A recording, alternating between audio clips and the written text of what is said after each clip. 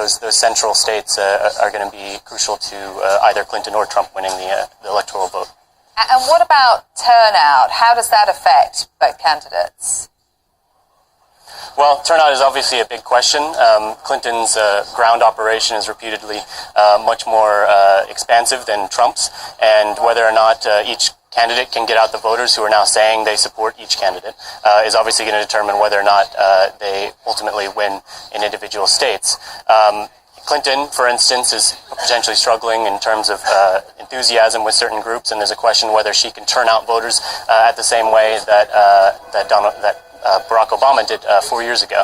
And Donald Trump, who's had a very unusual campaign, not focused very much on turnout and ground operations so far, there's a question as to whether the enthusiasm towards him is going to translate into votes. Some serious questions raised about the reliability of polling here in the UK regarding the general election result. We're still 6 weeks away from the presidential election, so how much reliance should we be placing on the current polls? Well, I think that throughout the rest of the primary, we saw polls showing a pretty good measure of how each state's turned out. And so if the primaries are any measure, then we can have some faith in the polls. But obviously, we'll just keep watching different areas of the statewide elections and then focus on the national picture. But I think we can have enough faith in the polls. And, of course, the first of three hotly anticipated debates to come next week. Yes, that's right. So right now it's about tied, and that makes it all the more important for us to watch what happens at the debate. The first one comes on Monday. Debates have not always had a massive impact on the vote in the United States, but with so many undecided voters, many people still supporting third-party candidates, I think a lot of people will have their eyes on the debates to make the final decision. Okay, well, Jordan, thanks for talking to us this evening. Thank you. And do join me late on Monday night for coverage of that first US presidential debate. This is Sky News Tonight, coming up.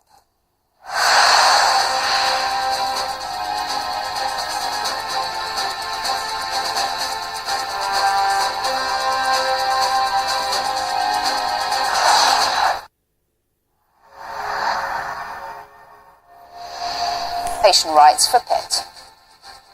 Actress Kathy Bates has got herself a star on the Hollywood Walk of Fame. Bates became a household name after her Oscar-winning performance in the adaptation of Stephen King's Misery. The ceremony was attended by actors Billy Bob Thornton and Shirley MacLaine. 60 years ago, I stood not far from this very spot, I think it was over there somewhere, with my beloved Aunt Lee. I still have the photo that my sister Mary took. We were going to see the King and I. And then 34 years later, I came back to this very theater with another king by the name of Stephen, with a movie called Misery that changed my life. Alexis Arquette died from a heart attack and battled HIV for 29 years, according to her death certificate. The transgender character actress and sibling of actors David, Rosanna, Richmond and Patricia Arquette died on September the 11th in Los Angeles at 47 years old. The death certificate around them, expectations of equality. Society will change. As we leave home for the first time to study at the places that we have worked so hard to get, we must not see or experience double standards. We need to see equal respect, leadership, and pay.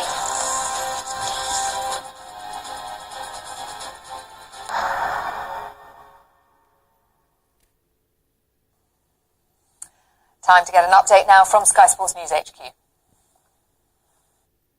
Brought to you by Vitality for your health and life insurance. For League One Northampton Cup, it's one of 8 third-round games, and Northampton boss Rob Page says he's looking forward to playing the 4-time winners who've lost their last 3 matches. To come from the brink of liquidation, just over 12 months ago, administration when the players weren't getting paid, to playing against Man United in this cup in this round is fantastic for the football club, and I'm pleased and looking forward to Jose coming and the team coming into town. Elsewhere, Manchester City are at Swansea. There are 2 other All Premier League ties. That's Stoke against Hull and Crystal Palace against Southampton. Tottenham and West Ham also in action.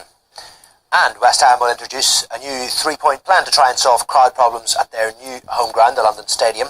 Tonight's match against Accrington Stanley will see certain home fans grouped together.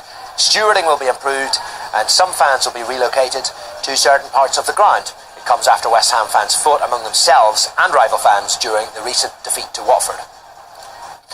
It's day 2 of the 3-way battle for cricket's county championship title. Leaders Middlesex have been bowled out for 270, playing Yorkshire at Lords. Somerset are also in with a shout. They are in 3rd place. They are at home to Nottinghamshire. Somerset made 365 in their first innings. They added 43 runs this morning for the final wicket. Dominic Bess out to Simon Patel for 41. Updates throughout the day on Sky Sports News HQ. Now, San Francisco 49ers quarterback Colin Kaepernick has revealed he's received death threats over his protests against racial inequality in America. Kaepernick has been refusing to stand during the national anthem before America. Sky News Sports Bulletins. Will be underway for English cricket. Proposals have been put forward for a T20-style city-based tournament, similar to the hugely popular Indian Premier League. But the plans have upset some traditional county cricket sides who fear losing vital investment and players to the faster format. Sky Sports correspondent Paul Kelso reports. In Taunton, they're almost on the edge of their seats. More than 2,000 diehards and companions, gripped by the most exciting finish to a domestic cricket season in years. Somerset are one of 3 teams that this week could win the county championship, a competition as central to the English sporting summer as scrumpy apples are to the local brew. But there is change on the autumn air. English counties have been playing the game like this for more than 125 years, but those who run the sport worry that if it doesn't embrace change, it could slip into decline. So they're asking the counties to accept the biggest revolution cricket has ever known.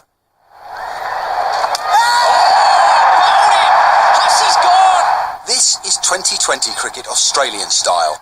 The game takes 3 hours rather than 4 days. The best players in the world are involved, and it's brought new fans and huge audiences.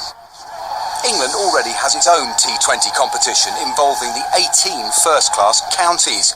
But now there are controversial plans for a new format featuring 8 city-based teams.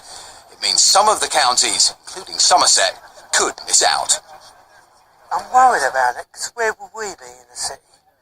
There's always a nice feeling when you're coming home to watch the game here. I think it'd be detrimental. I don't know how it's going to work, all done in 1 month. There could well be people here supporting Somerset today who've come up from Truro, Penzance. So you telling me that for a good 2020 game to see some international players, they've got to go to Cardiff? The concerns of the members are shared by executives who are being asked to give up a place in the competition for a share of the increased income they're promised it will generate. What we do want to do is make sure in the creation or the identification or development of something new that we don't destroy the really good things that are going on in clubs like Somerset. The plans are being drawn up at Lords by the England and Wales Cricket Board. They're still working on the detail, but say the motivation isn't money, but attracting new fans to play and watch the game.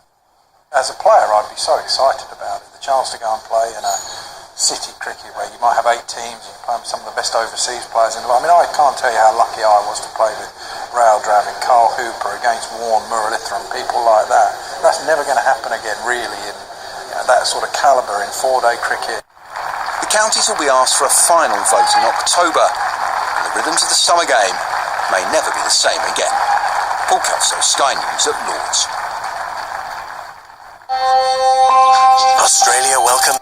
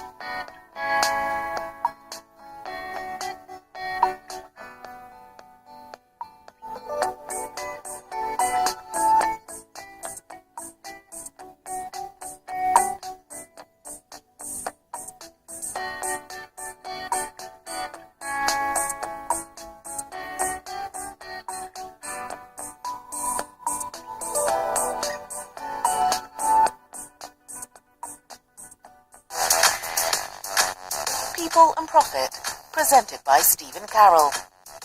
Business news is not about numbers, nor percentages and statistics.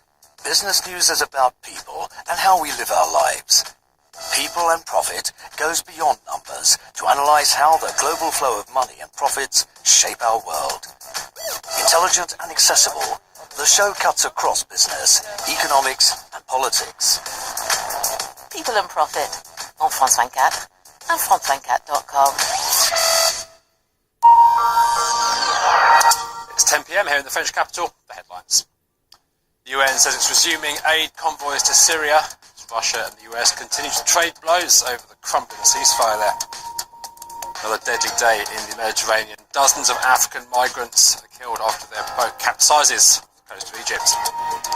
In the US, protesters hit the streets after police shoot dead another black man. They say he was armed. His family say he wasn't. You're watching Live from Paris.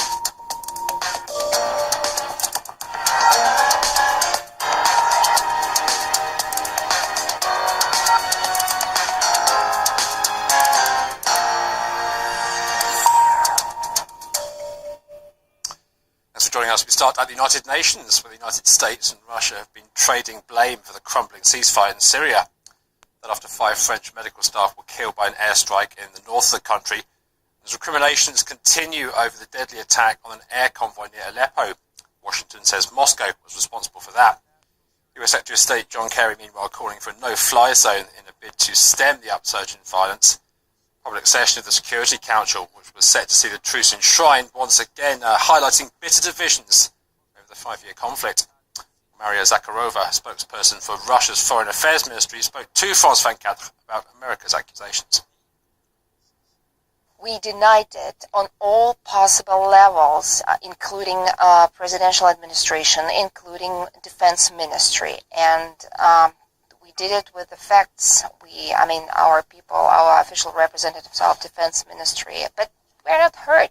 We're not heard. That's why I'm talking about the show. This is a political show, and I'm thinking that it's absolutely unacceptable.